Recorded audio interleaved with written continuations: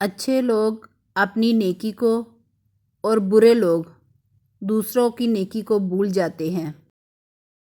الہی وہ مدینہ کیسی بستی ہے، دکھا دینا، جہاں رحمت برستی ہے، جہاں رحمت ہی رحمت ہے۔ زندگی یہ نہیں ہے کسی کے لیے، زندگی ہے نبی کی، نبی کے لیے۔ مدینہ میں قضا آئے، وہیں پر دفن ہو جائیں، کرم اتنا فقط اے سید خیر الورا کر دے۔ اللہ کوئی حج کا سبب اب تو بنا دے، جلوہ مجھے پھر گنبد خضرا کا دکھا دے۔ اللہ پاک فرماتا ہے، مجھ سے دعا مانگو میں قبول فرماؤں گا، خوب دعا کریں اور صبر کریں، وہ ضرور قبول فرمائے گا۔ پیروں کے آپ پیر ہیں یا غوث المدد، اہل صفا کے میر ہیں یا غوث المدد۔ آنکھوں کا تارا نام محمد، دل کا اجالا نام محمد۔ تیرے قدموں میں جو ہے غیر کا منہ کیا دیکھیں، آقا کون نظروں میں چڑھے دیکھ کے تلوا تیرا۔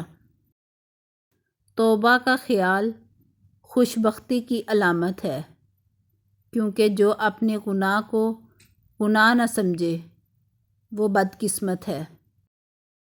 اے اللہ ہمیں دنیا اور آخرت کی تمام بلائیاں عطا فرما۔ جمعہ کے دن دعائیں قبول ہوتی ہیں۔ دنیا کی بہترین مصروفیات آپ صلی اللہ علیہ وسلم پر درود بھیجنا ہے، اور جب اللہ تعالیٰ سنبھال لے تو کوئی گرا نہیں سکتا۔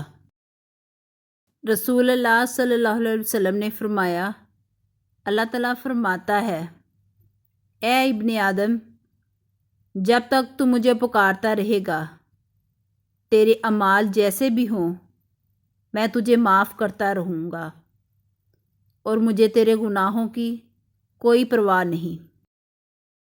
فرمان نبوی ہے، اے اللہ میں تکبر کی برائی سے تیری پناہ مانگتا ہوں، اور فرمایا کہ جو شخص دنیا سے اس حال میں جائے کہ وہ 3 چیزوں سے بری ہو وہ جنت میں جائے گا: تکبر، قرض اور خیانت۔